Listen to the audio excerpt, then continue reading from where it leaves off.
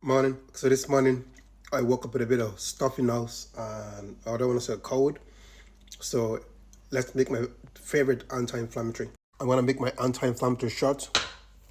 I've got black seed oil, turmeric, some raw honey.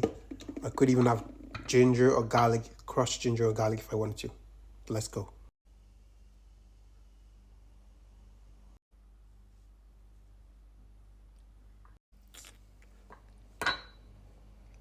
I've got my garlic.